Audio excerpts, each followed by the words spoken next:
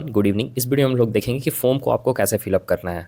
ठीक है, क्योंकि बहुत कैंडिडेट ऐसे हैं जिनको फॉर्म को फिलअप करने में प्रॉब्लम आ रही है। कहीं कहीं कुछ पॉइंट्स ऐसा है कि जिसको समझ में नहीं आ रहा है, और नॉन टीचिंग स्टाफ जो है, जो नॉन टीचिंग के लिए अप्लाई करना चाहते हैं, उनको भी ज़्यादा प्रॉब्लम हो रही है।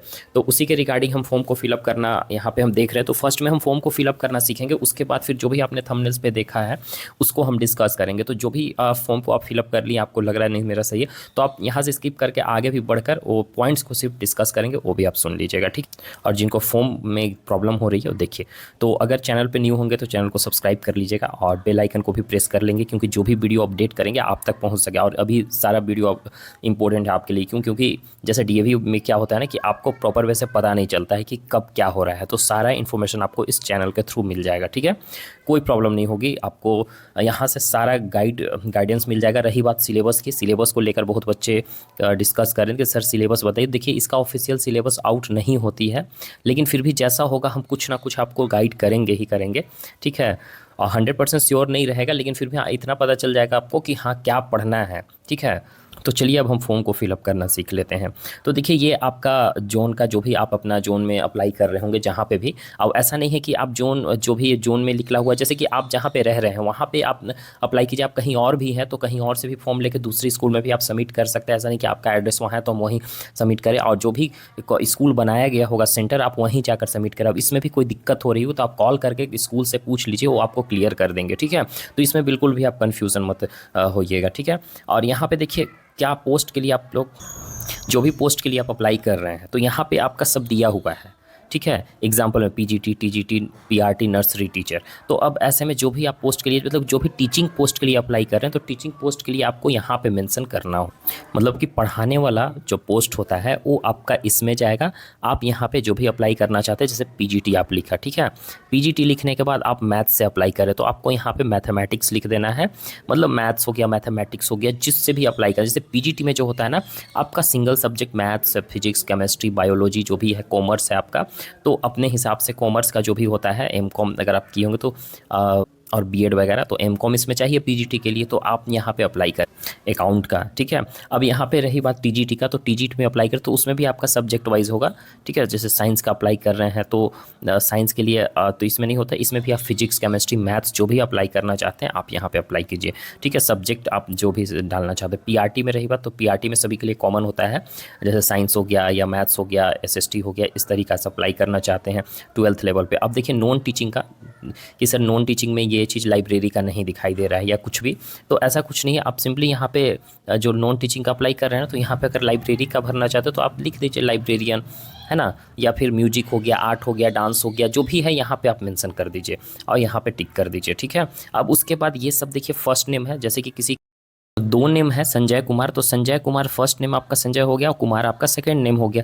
अगर आप इसमें सिंह भी लगा हुआ, 3 नेम है, तो फर्स्ट नेम में आपका ये दोनों चला जाएगा, संजय कुमार और सिंह आप लास्ट में लिख दीजिएगा। ठीक है, अब उसके बाद फादर्स नेम, मदर्स नेम, फिर नेशनैलिटी जो भी है आपका इंडियन होगा सबका, रिलीजन जो आपका है वो आप फिल कर लीजिएगा, डेट ऑफ बर्थ, फिर मेल है या फीमेल, तो आप मेल में फीमेल में जो भी आप टिक कर देना है।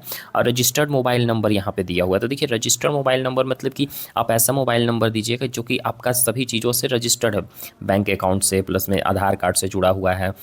और व्हाट्सअप नंबर अगर अलग चलाते हो तो दीजिए, अदरवाइज दोनों सेम है तो वही दे दीजिए। मतलब ऐसा नंबर आप दीजिएगा जो कि आपका मतलब कभी भी प्रॉब्लम ना हो, कभी भी वो चेंज ना हो, सीबीटी एग्ज़ाम होने तक, उसके बाद फिर जो भी ज्वाइनिंग वगैरह होने तक आपको यही नंबर रहेगा, तो अच्छे से इसको दीजिएगा। प्लस में ईमेल एड्रेस भी आपको प्रॉपर वे से फिल करना है, जो भी आपका परमानेंट ईमेल एड्रेस है, और बाकी एड्रेस जो है एड्रेस भी अच्छे से आप फिल करेंगे। ठीक है, और उसके बाद फिर यहाँ पे दिया हुआ है कंप्यूटर में प्रोफिशिएंसी है या नहीं है।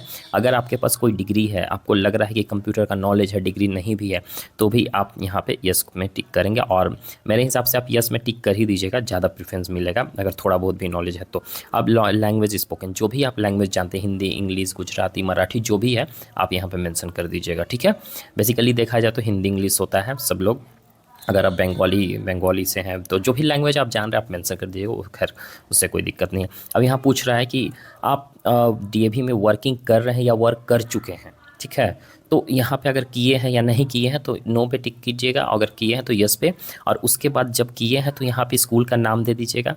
ठीक है, और या कब से कब तक किए हुए हैं, ठीक है, ये यहाँ पे मेंशन कर दीजिए। आप कर रहे हैं तो कब से ज्वाइन किए हुए हैं, ठीक है, ये चीज़ कंटिन्यू कर दीजिएगा। और उसके बाद यहाँ पे एक्सपीरियंस, मतलब कितने साल का आपका एक्सपीरियंस है, 2 साल 3 साल, तो ऐसे 3 ईयर्स 4 ईयर्स आप अपने अकॉर्डिंग लिख दीजिएगा। और उसके बाद फिर यहाँ पे देखिए एक्सपीरियंस में जो दिया हो, जैसे स्कूल आप मान के चलिए डीएवी स्कूल में आप पढ़ाए हो, ठीक है।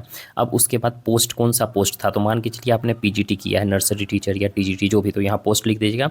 आप वहाँ डेट लिख दीजिए कि वहाँ कब ज्वाइन किए थे, फिर वहाँ से कब आप छोड़े हैं, ठीक है, ये चीज़ आपको मेंशन कर देना है। उसके बाद एक्सपीरियंस वहाँ कितने साल का है, ठीक है, तो 2 साल 3 साल जो भी। अगर आपने नहीं छोड़ा है तो सिंपली इसको ब्लैंक कर दीजिएगा या तो कंटिन्यू कर दीजिएगा, मतलब अभी रिलीव नहीं किए हैं वहाँ से, तो ऐसे नॉर्मली आपको यहाँ पे ब्लैंक लिख देना है या कुछ नहीं, या तो फिर डेट देकर कंटिन्यू लिख दीजिएगा। और सैलरी वहाँ पे आपको कितना मिलता था, अगर 2-3 स्कूल में वर्क कर चुके हैं तो यहाँ पे आपको मेंशन करना है, ठीक है। अब आ जाते हैं मेन हमारा एजुकेशनल क्वालिफिकेशन पे, और सबसे ज़्यादा प्रॉब्लम इसमें है आप लोग को, तो इसको हम बताएंगे कि यस करना है या नो करना है। एजुकेशनल क्वालिफिकेशन में आपको करना क्या है कि 10th है, 12th है, ग्रेजुएशन है, पोस्ट ग्रेजुएशन है, ठीक है। अगर उसके बाद भी आपका कुछ किए हैं तो आप यहाँ पे खुद से मेंशन कर सकते हैं, नहीं तो नहीं कीजिएगा, हाईएस्ट पोस्ट ग्रेजुएशन ही होता है, तो अगर किए हैं तो आप मेंशन कर दीजिएगा, ठीक है। बाकी यहाँ पे आप समझ रहे हैं कि आपका कौन सा बोर्ड से, कौन सा यूनिवर्सिटी से कितना मार्क्स आपने लाया था, ठीक है, टोटल कितना मार्क्स का एग्ज़ाम हुआ था और कितना मार्क्स आपने वो लाया था, फिर परसेंटेज कितना, किन्हीं का CGPA में होगा, ठीक है। तो ऐसे में CGPA हो गया तो आप सिंपली CGPA लिख दीजिए। अब यहाँ पर उनको टोटल मार्क्स वगैरह पता नहीं चल रहा है, तो अगर निकल पाएगा तो ठीक है निकालिए, अदरवाइज आप सिंपली CGPA लिख सकते हैं, ठीक है। टोटल मार्क्स के जगह पे 10 CGPA लिख दीजिएगा और यहाँ पे ऑब्टेन कितना किए हैं उतना लिख दीजिएगा, ठीक है। जैसे कि मान के चलिए टोटल आपका 10th में हो गया 10 CGPA, तो 10 CGPA लिख दीजिएगा नीचे में CGPA करके यहाँ पे, या तो फिर यहाँ पे आपने CGPA लिख देना है, ठीक है। और परसेंटेज के जगह पे स्लैश देकर भी CGPA आपको मेंशन कर देना है।